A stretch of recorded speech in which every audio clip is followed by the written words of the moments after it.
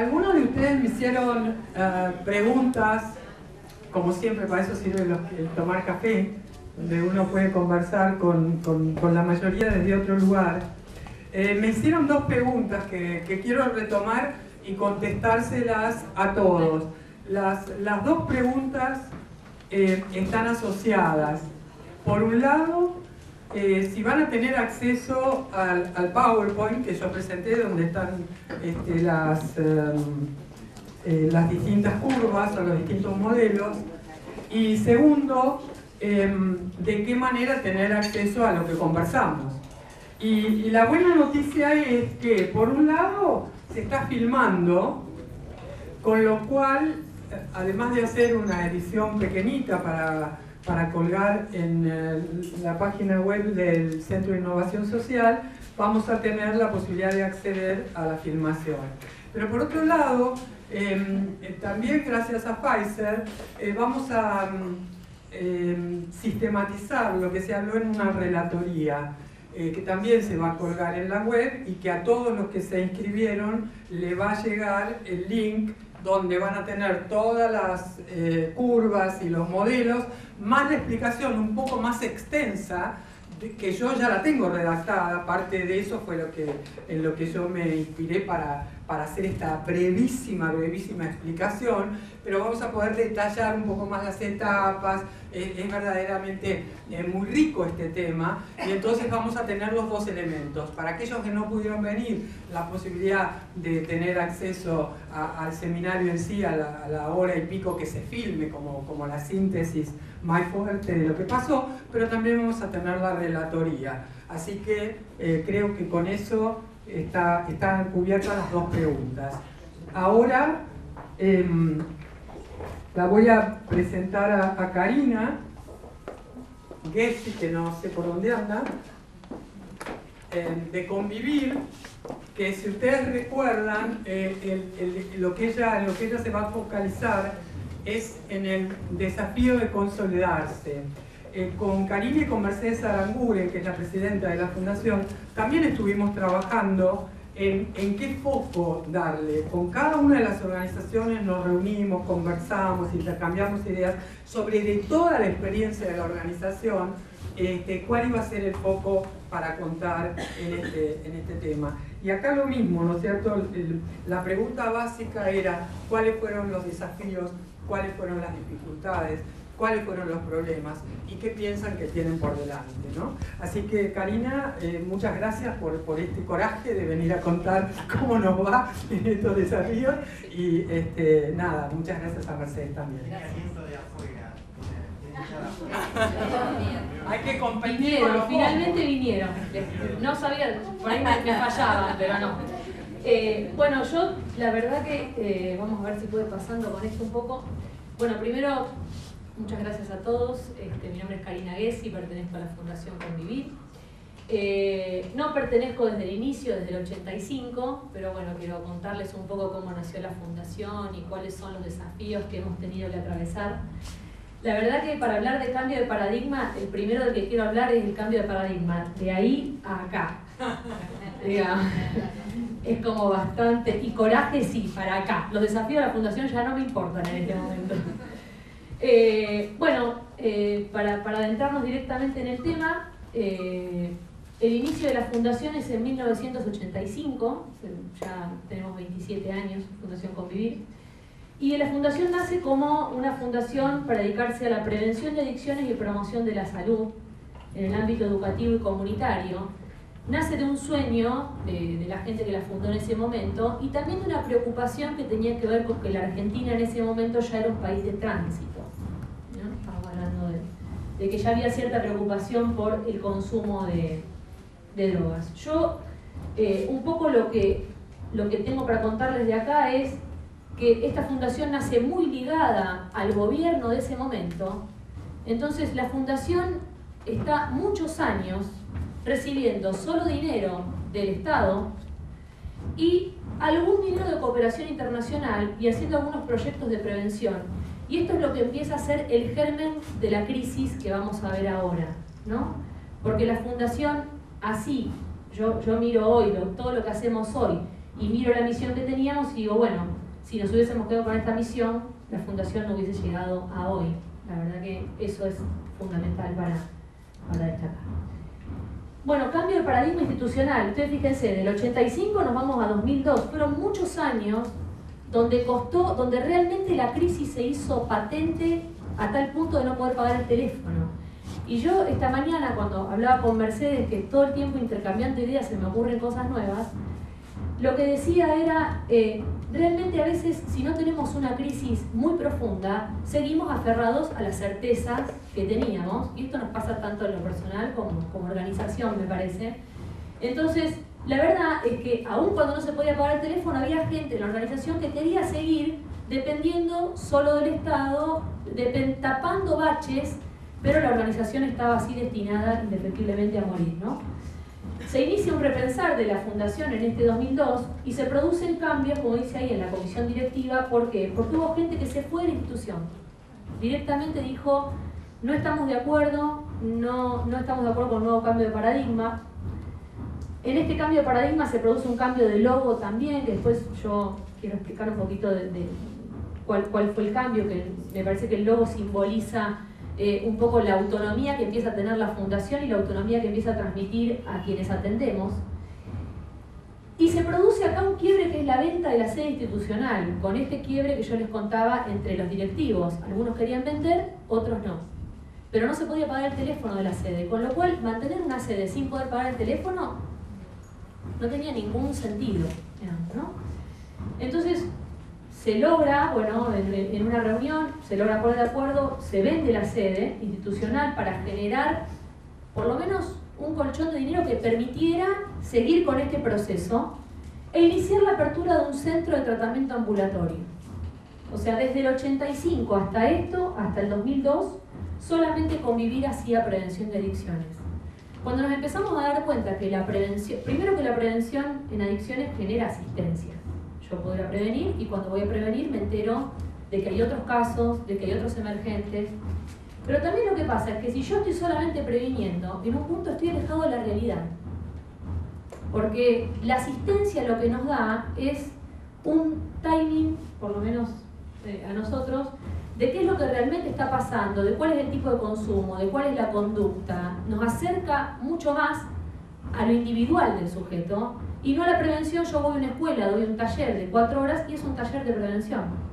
Pero me fui de ahí y no sé si hay algún caso de adicción. Entonces, un poco se empezó a pensar, de la mano de quien es hoy la presidenta, que era muy importante tener este anclaje y también a partir de este anclaje generar el conocimiento y no al revés. Digamos que esto es algo que también lo hemos charlado con Mercedes y gracias a eso también uno se da cuenta de todas las cosas que fuimos haciendo y que no lo habíamos puesto en palabra para nada, ¿no? Bueno, esto con la apertura del centro ambulatorio por todas estas cuestiones que les conté. Y el cambio de logo, el logo de Convivir, eran las letras de Convivir con 2 personas colgadas de las letras. Entonces, esto como que nos daba un poco la pauta de que nosotros sosteníamos al que venía a la fundación. Y la verdad es que la fundación está para acompañar, no para sostener al que viene. El que viene también viene con una responsabilidad que tiene que ver con hacer consciente su enfermedad y encarar un tratamiento, ¿no? Bueno, el centro de tratamiento ambulatorio, las 4 estaciones, un poco les cuento que nosotros en esto también, la verdad es que fue una cuestión de visión, a pesar de todo el trabajo que llevó crearlo. ¿Por qué? Porque cuando hablamos de patología dual, esto es algo que está pasando en la Argentina no hace mucho. Nosotros no tenemos más el adicto que teníamos en la década del 80, el perfil del adicto ni el perfil de la familia, con lo cual también o cambiábamos la mirada que teníamos sobre nuestros propios pacientes o también nos hubiéramos quedado en el camino, ¿no? La patología dual hoy es en la mayoría de los casos, es donde hay un concomitante psiquiátrico con una adicción y nosotros empezamos a diferenciarnos queriendo trabajar en las dos. Por supuesto que esto insumió crisis, contratar psicólogos especializados, contratar a un psiquiatra, bueno, toda una serie de cosas que, bueno, son elementos, o sea, son personas que tienen otra capacidad mucho más compleja la cuestión del armado del centro. Fortalecimos el área de prevención de relaciones de investigación y formación, que acá es donde empezamos un poco a capitalizar el conocimiento de lo que veíamos, pero sobre todo la visión era, otra vez, porque, y esto analizándolo con lo que decía Mercedes, un poco nuestro talón de Aquiles de depender de uno solo fue lo que nos enseñó a nunca más depender de uno solo.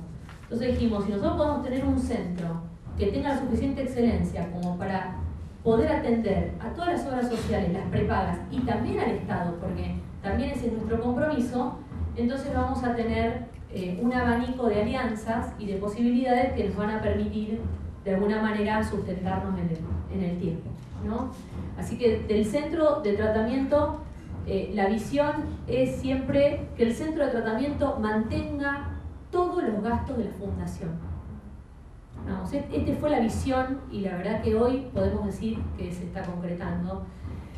No sin que hubo algunas renuncias, no sin invertir en traer a alguien que se hiciera cargo de los números, porque tener convenio con algunas prepagas, qué sé yo, como Medicus o como OSDE, o como de alguna manera lo que te indican es que tenés que tener un orden prolijísimo de las historias clínicas, de todas las cuestiones de los balances, de todas las cuestiones que se le piden a la fundación constantemente, que también sabemos lo que implica para las fundaciones todas las tareas administrativas, el costo que implica. Nosotros, cada vez que nos presentamos a algún proyecto, te dicen rúbrica del estatuto de... Bueno, esos son unos honorarios de escribano que ni les cuento, ¿no? O sea, la verdad que, bueno, estas son las cosas que empezamos también a tomar en cuenta, que para agrandarnos teníamos que ordenarnos, si no íbamos a poder cumplir con lo que queríamos, ¿no? Bueno, y un poco contarles esto de hoy. Yo me acordaba, cuando Mercedes hablaba de los congresos internacionales, Mercedes está en este momento en Chile y creo que el pasaje se lo pagaron, con lo cual estamos consolidados. Ya estamos, ¿no? Estamos hoy formando parte de redes nacionales como FONGA, que es la Federación de Organizaciones de Drogas de Argentina, del Foro del Sector Social y de redes internacionales como RIOT y RAIS. Acá lo que yo quiero hacer la salvedad es, no tienen que ver solo con adicciones las redes de las que formamos parte. Realmente nos dimos cuenta que si solamente nos enfocamos en eso, es más, hoy me voy repensando la misión, lo cual Mercedes va a estar contentísima. Pero me voy repensando en eso, porque cuando la volví a leer a la luz de todo lo que hacemos hoy, la verdad que no es solamente la asistencia de adicciones o la prevención de adicciones en sí. Ahí me dicen que me quedan 10 minutos. Formar parte de estas redes nos ha enriquecido, digamos, realmente. No sin, vuelvo a repetir, distintas crisis y distintas frustraciones, y también dejar las certezas, porque nosotros pensamos que las cosas son de una manera y cuando hablamos con otros, bueno, estamos en ese camino de dejarnos influir. Y con esto me quería referir específicamente al convenio de intercambio y colaboración con la Vicaría para las Villas. Quizá no empezó como un intercambio de colaboración, hoy es un intercambio de colaboración. Quizá empezó con una visión nuestra de decir, nosotros vamos a ayudarlos a metodologizar el trabajo que ellos hacen todos los días. Bueno, ellos nos están ayudando a nosotros a aprender muchísimo y a brindarnos un espacio donde constantemente vamos ideando nuevos proyectos. La verdad que si no, la imagen que se me viene es como que si nos hubiéramos secado sin estas alianzas, ¿no? O sea, ya teníamos el centro, se mantiene solo, ya prevención más o menos, tenemos algunas empresas, algunos convenios, pero esto de las redes es un nuevo desafío para nosotros. Y la articulación con el gobierno, nosotros tenemos articulación con el gobierno de la ciudad, con el gobierno de la nación y con las provincias. Con el gobierno de nación, a través de Cedronar, nosotros atendemos pacientes que vienen derivados por la Secretaría de Drogas de Nación, y a través del gobierno de la ciudad, también el gobierno de la ciudad tiene una dirección de adicciones y nos deriva a nosotros pacientes. Lo que nosotros acá, digamos, de alguna manera nos damos el lujo hoy es de decir, la verdad es que queremos que todos se atiendan con las mismas oportunidades, porque no dejamos de ser una fundación, no dejamos de ser una organización, y esa es parte de nuestra misión. Con los mismos médicos, tanto el que tiene OS de 410 como el que vive en un hogar en la ciudad de Buenos Aires, que se atienda de la misma manera, y no nos importa tanto cuánto es la beca de los gobiernos, sí tener convenio y sí atenderlos, ¿no? Esto es una visión que tenemos, que es fundamental, y así con otros proyectos que a lo mejor cuando hacemos las cuentas salimos derechos, pero la verdad es que también nos infunden de riqueza para nuestra fundación, ¿no? Y sigue viva esa llama que estaba al principio de un sueño y de ayudar.